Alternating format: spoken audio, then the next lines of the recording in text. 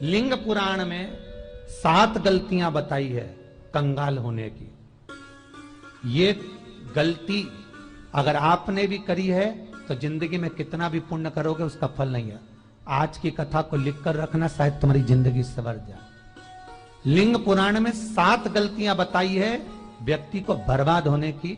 पहली गलती है, उसमें से अगर आप स्वीकार कर रहे हैं ये गलती तो समझ लो कि गलती आपने करी है।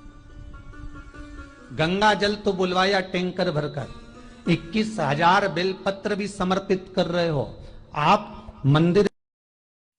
आज की कथा में गुरुदेव कुछ दिव्य बातें बतलाएंगे, कुछ ऐसी गलतियां जिसके कारण हमें पुण्य मिलता ही नहीं पूजा पाठ का। चलिए उन्हीं के मुख से सुनते हैं। के अंदर बैठ गए, दर्शन करने वाला आता रहा, किसी को अंदर प्रवेश नहीं दिया।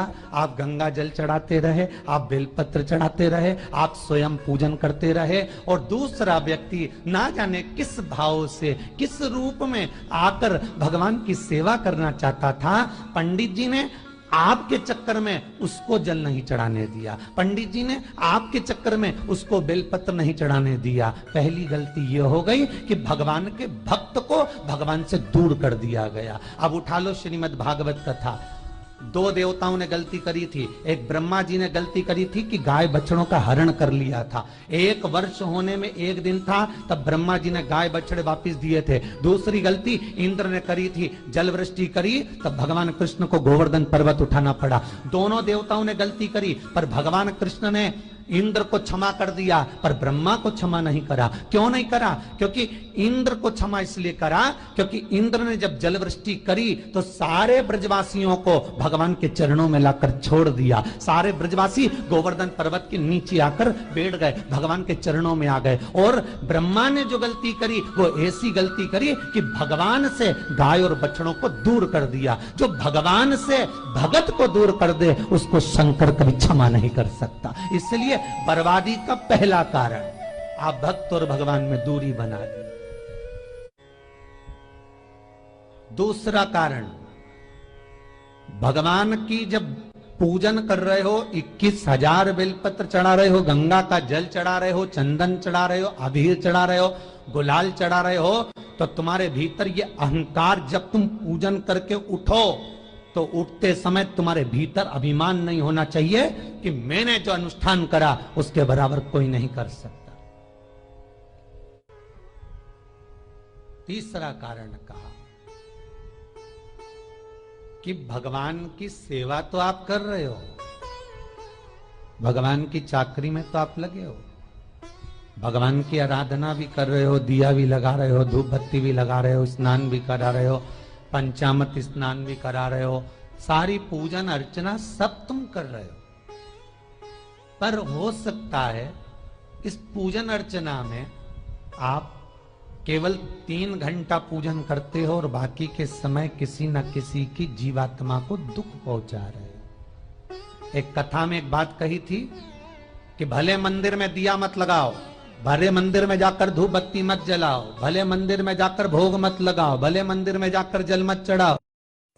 आगे की कथा में गुरुदेव बता रहे हैं कि आप पूजा पाठ भले ही ना करें, लेकिन कुछ खास बातों का अगर आप नियम पालन करें तो आपको पुण्य फल जरूर मिलता है। कुछ मत करो, भले भगवान को नए कपड़े मत पहनाओ, भले तुम्हारी मर्जी पड़े भगवान को भोग मत लगाओ, पर शास्त्र कहता है कुछ मत करो, पर एक काम जरूर करना कि किसी के चेहरे पर प्रसन्नता ला देना तो मंदिर में दिया जलाने के बराबर होगा। किसी के चेहरे पर चमक ला देना, प्रसन्नता ला देना तो अगरबत्ती लगाने के बराबर होगा। किसी गरीबड़े के, किसी दुखी के चेहरे पर अगर तुमने प्रसन्नता ला दी तो वो भगवान को कपड़े पहनाने के बराबर होगा। मालूम पड़े तो मंदिर में पूरी सब्जी बांटो, मंदिर में भोजन कराओ, मंदिर में सारा पकवान चढ़ाओ, और कोई तुम्हारे कारण अगर दुखी है तो तुम्हें वो सुख का भान नहीं हो सकता। तीसरा कारण है हमारा, वो सुख नहीं मिल सकता। चौथा कारण है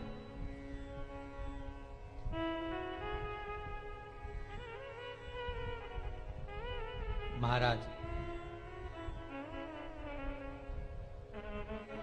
जिस मंत्र को पढ़ा जा रहा है, जिस मंत्र का स्मरण किया जा रहा है,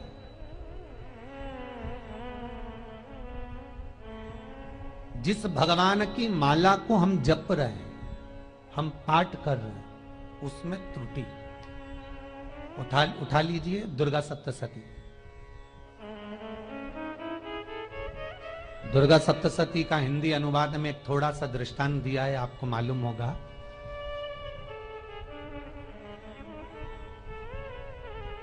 एक जजमान सप्तशती का पाठ कराते थे नवरात्रे में।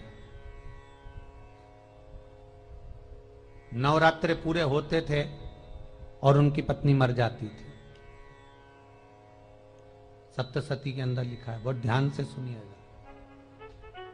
दुर्गा सप्तशती का पाठ कराते थे और पत्नी नवरात्रे के बाद 4 महीना 3 महीने के बाद मर जाती थी।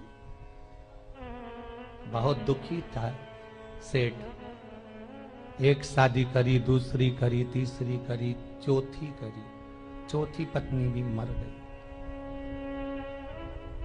बहुत दुख हुआ। आज वो गुरुजी के पास चले गया, गुरुदेव, गुरुजी, गुरुदेव, गुरुदेव। गुरुजी बोले क्या हो गया? सेठ जी बहुत दिनों के बाद आ रहे हो, क्या बात है गुरुदेव? मेरे को एक बात समझ में नहीं आती कि मैं नवरात्रे में सप्तशती का पाठ कराता हूं, देवी जी का यज्ञ करवाता हूं, माता रानी को चूनर पहनाता हूं, उनको सुंदर बिछुड़ी, पायल, चुनरी सब पहनाता हूं, कन्याओं का भोजन करवाता हूं, भंडारा करवाता हूं, जवारे बोता हूं, अखंड ज्योत लगाता हूं, पर नवरात्रि जैसी पूरी होती है उसके 2 महीने 3 महीने बाद मेरी पत्नी क्यों मर जाती है?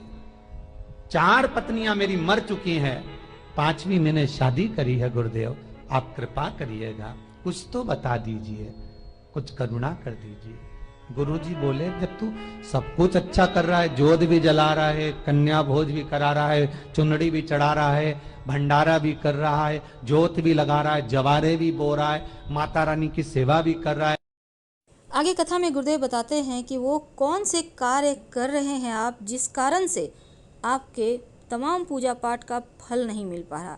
चलिए उन्हीं के मुख से अखंड आगे की रात्रि कथा व्रत सुनते कर हैं। रहा है, सब कुछ तूने करा, यज्ञ भी करा, फिर तेरी पत्नी क्यों मर सकती है? ऐसा हो ही नहीं सकता। नहीं गुरुदेव, मेरी 5वीं शादी है गुरुदेव, अब की बार आप कृपा करिए। गुरुजी ने कहा तेरे पंडित जी को अनुष्ठान पर बुला, मैं कमरे में बैठकर सुनूंगा सप्तशती का पाठ, तब मैं ध्यान करूंगा। गुरुजी अंदर के कमरे में जाकर बैठ गए, ब्राह्मण पाठ करना प्रारंभ करा और ब्राह्मण ने पाठ करना प्रारंभ करा। उसमें एक शब्द आ गया, भार्यन्तु भक्षन्तु, भार्यन्तु भक्षन्तु। उसमें बोलना था भय पीड़ा को, हे जगत जननी तू भक्षण कर जा, पर ब्राह्मण बोलता था भार्यन्तु भक्षन्तु, मेरी पत्नी को, मेरी भार्या को तू भक्षण कर दे। पंडित जी जैसे ही बोले, गुरुजी बाहर निकल कर आ गए। पंडित जी को रोका, रुकिए गुरुदेव, आप हर साल अनुष्ठान कर रहे हो जजमान के यहाँ और बोल देते हो भार्यन्तु भक्षन्तु, हे देवी तू मेरी पत्नी को खा जा, तो माँ हर बार उस पत्नी को निगल जाती है। निवेदन है, शब्द सुधार लीजिए, शब्द ठीक है। चौथा कारण है कि आप जो पाठ कर रहे हो, आप जो पूजन कर रहे हो, आप जो अनुष्ठान कर रहे हो, उसमें कुछ ना कुछ गलती जरूर हो रही है। ये चौथा कारण है।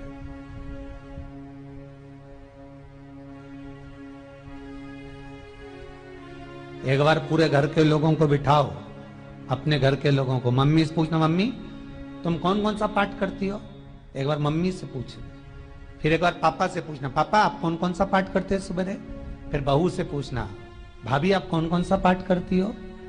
फिर छोटी दुल्हन से पूछना, छोटी दुल्हन तुम कौन कौन सा पाठ करती हो? भैया आप कौन कौन सा पाठ करते हो? आप कौन कौन सा पाठ करते हो? पूछना। जब घर के अंदर बड़ी बहू अलग तरह का पाठ कर रही है, छोटी बहू अलग तरह का पाठ कर रही है, मंजली बहू अलग तरह का पाठ कर रही है, माँ अलग तरह का पाठ कर रही है, पति अलग तरह का पाठ कर रहा है, तो उसका जो प्रभाव है, कौन सी चीज कहां टकरा रही है, जिसके कारण घर में रोग इतना है कि कोई सही होने वाला ही नहीं है। अब तुम कहो कि सीवर वाले गुरुजी ने उपाय बताया, हमने बहुत करा, पर तो गुरुदेव जो उपाय बतलाते हैं अगर आप करते हैं, बस आपको मन से करना होगा, ना कि इसलिए कि आप बहुत पैसे वाले हैं, आपने उपाय कर दिया सही तो क्यों, फल मिलेगा। सही नहीं, क्यों नहीं भक्ति हो रहा भाव है? से उसका करें। कारण है, या तो बड़ी बहू जो पाठ कर रही, या सास जो पाठ कर रही, या पति जो पाठ कर रहा है, नाते जो भी उस घर के अंदर रहकर जो पाठ अर्चना कर रहा है, उसमें जरूर कुछ ना कुछ ऐसा हो रहा है जिसके कारण वो काम नहीं कर पा रहे। उसमें कुछ ना कुछ गलती हो रही है जिसको तुम समझ नहीं पा रहे, जिसको तुम अपने आप को बहुत विचार करते हो कि मेरे बराबर कोई नहीं कर सकता, मैं शंकर की भगत, मैं राम की भगत, मैं कृष्ण की भगत, मैं जो करती हूँ बहुत अच्छा करती हूँ, मैंने जो किया बहुत अच्छा करा, पर हो सकता है उसी कारण आपको दुख झेलना पड़ रहा।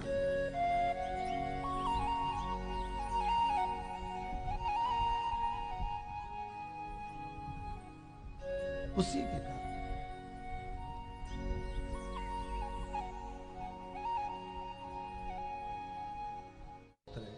महाराज, हमने जो दान किया, हमने जो पुण्य किया, हमने जो सत्कर्म किया, वो किस जगह पर लगा? पांचवा सूत्र,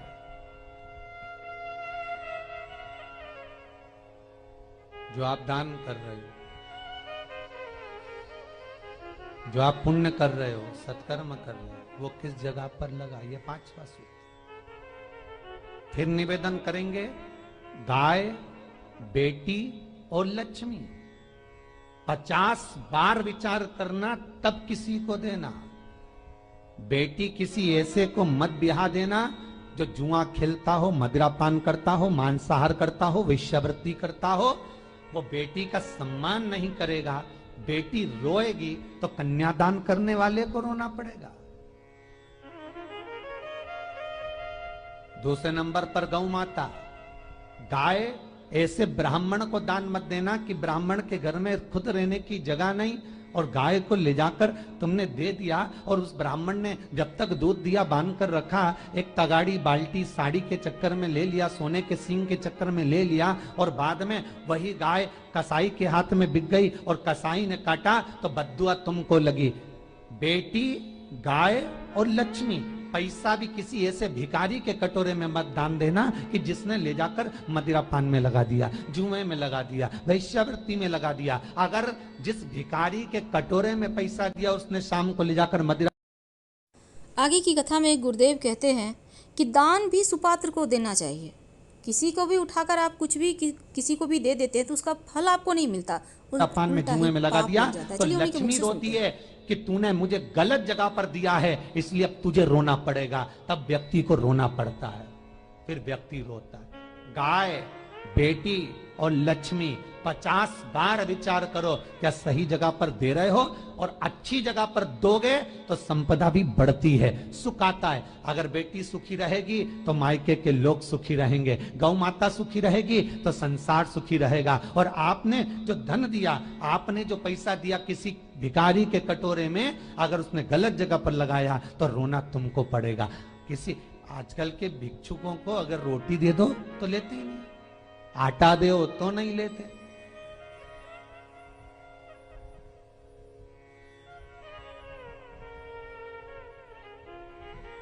पहले के समय में जो भिक्षुक आते थे ना तो रोटी बनी हुई मांगते थे।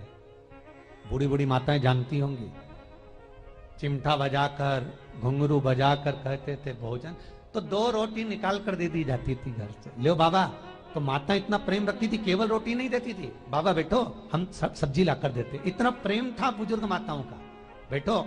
और आज के जमाने में अगर रोटी दे दो तो फेंक दे नली में ले जाके, पैसा चाहिए। क्यों? शाम को पीने के लिए चाहिए ना, मदिरा पान के लिए, मांसाहार के लिए, जुए के लिए, वैश्यावृत्ति के लिए धन चाहिए।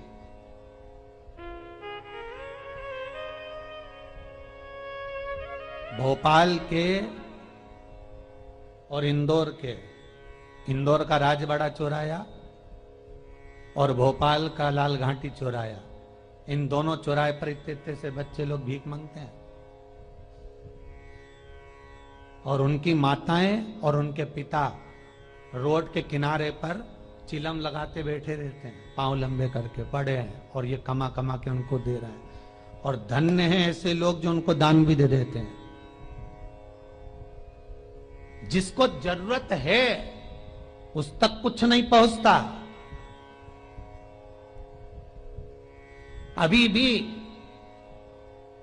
4-6 महीने लॉकडाउन चला, जिसको जरूरत थी एक एक रोटी की उस तक कुछ नहीं पहुंचा, और जिसके पास में पहले से भरा हुआ था उसने और ले जाके भर लिया। जिसको जरूरत थी उस तक नहीं पहुंचा। अभी ठंड आ रही है, बहुत सारी संस्थाएं कम्बल बांटेगी। रेलवे स्टेशन पे लोगों को कम्बल उड़ा रहे हैं, कोई सो रहा है जमीन पर उसको कम्बल उड़ा रहा है, बस स्टैंड पे चले गए कोई रोड पे सो रहा है कम्बल उड़ा रहा है, तो इतना बड़ा नाम चलेगा कि उनने कम्बल उड़ाए, कम्बल उड़ाए, कम्बल उड़ाए। और वो कम्बल जिसको उड़ाया वो दूसरे दिन जाकर कपड़े की दुकान पर बेच के आ गया, 200 रुपए लिया है, रात को पीकर फिर सो गया, क्योंकि फिर कहीं कहाँ आएगा, फिर उड़ा के चले जाएगा। क्योंकि इन्होंने तो ये करके रखा है कि नाम कमाना है तो कम्बल उड़ाए जाओ। जिसको जरूरत है वहां तक सामान नहीं पहुंचता भाई, जिसको जरूरत है वहां तक सामग्री नहीं पहुंचती भाई। जिसे आपके दान की आवश्यकता हो, जिसे लगे सच में सहायता की आवश्यकता हो, ऐसे लोगों के लिए व्यवस्था करें तो पुण्य फल के आप भागी हो जाते हैं। चलिए उन्हीं के मुख से सुनते हैं। आपने दिया और उन्होंने ले जाकर बेच दिया, और फिर सोचते हो कि मैंने तो पुण्य करा है। कई लोग कहते हैं मैंने दान करा, मेरे को इतना फल मिलेगा। काहे का दान करा? ऊपर तो जा, यमराज के डंडे पड़ेंगे।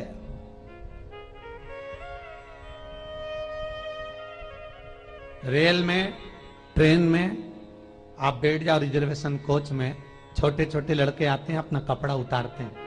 सही बोलना रे भाई, जितने लोग टीवी पर कथा सुन रहे हो, छोटे छोटे बच्चे अपना कपड़ा उतारेंगे और पोछा लगाएंगे रेल की बोगी में। जब गवर्नमेंट ने स्वीपर रख रखे हैं तो तुम्हें अंदर आने का किसने कहा? कौन ने कहा कि तुम अपना कपड़ा उतार के पोछा लगाओ? और वो अपने शरीर का कपड़ा उतार कर पोछा लगाता है, आपके आगे हाथ फैलाता है, आप 1-1, 2-2 रुपए दे देते हो। वो अगले स्टेशन पर उतरता है, कोई सूंघने की सामग्री लेता है, सूंघ के वो बर्बाद हो जाता है और कहीं कूद कर मर जाता है। उसके मरने में 1 रुपया तुम्हारा भी लगा है, इसलिए नरक तुमको भी भोगना पड़ेगा, क्योंकि उसके मरने में तुमने हेल्प करी है।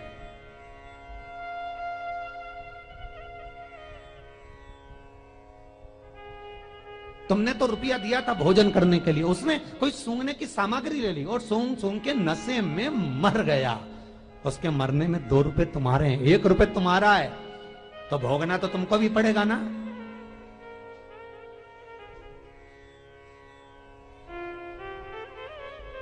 कहीं अच्छी जगह लगाओ, सत्कर्म की ओर लगाओ, तो सुख का आनंद कुछ और ही होगा,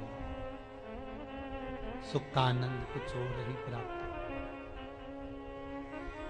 हमारा धर्म,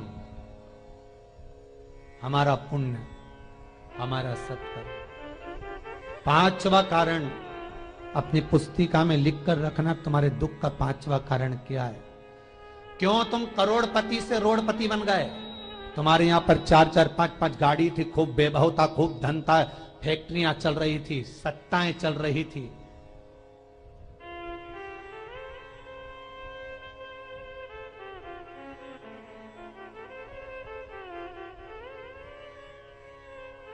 खूब सत्ताएं थी, खूब वैभव था, खूब धन था, पर कुछ भी नहीं, सब धरा की धरा रह गए। सारा कोई वैभव बचा ही नहीं, कोई वैभव नहीं। एक हमारे सेंधवा के भगत हैं महाराज, बड़े भावपूर्ण भगत।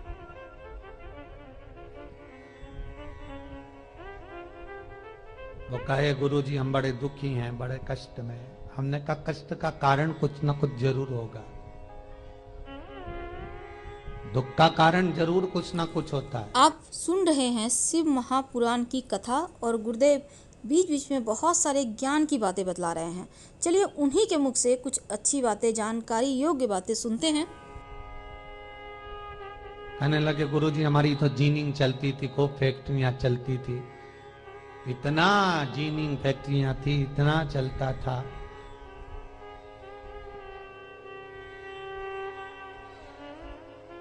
इतनी जीनिंग चलती थी, इतनी फैक्ट्रियां चलती थी, गुरुदेव बहुत दुखी हो गए। हमने कहा दुख का कारण, जो ये 7 कारण है शिव महापुराण के, लिंग पुराण में जो 7 कारण बताए हैं दुख आने के, जब फैक्ट्रियां अच्छी चल रही, जीनिंग अच्छी चल रही, व्यापार अच्छा चल रहा है, तो 7 कारण बताए हैं कि आप उन 7 कारण में से कोई कारण आपके साथ में हुआ है जिसके कारण आप रोड पर आ गए, करोड़पति से रोडपति बन गए।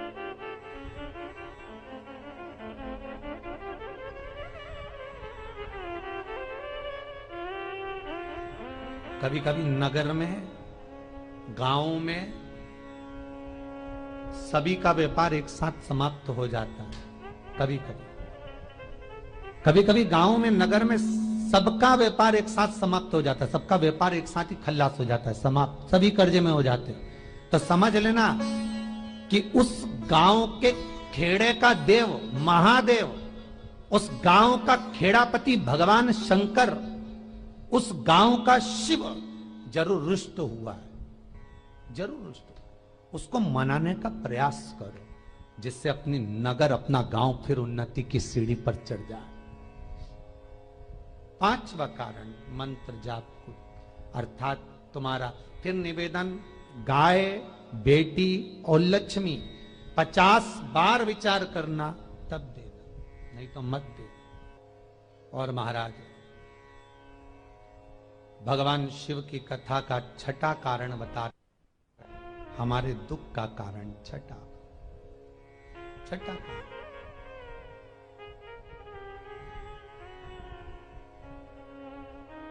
आदर सम्मान में कमी।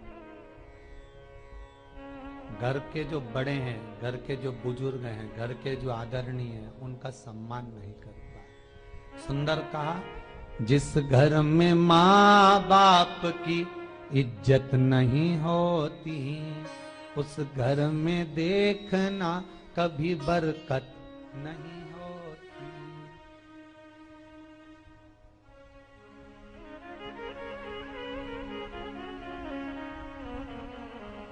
6ठा कारण है सम्मान, सत्कार, आदर ना होना। जब धन। 7वां कारण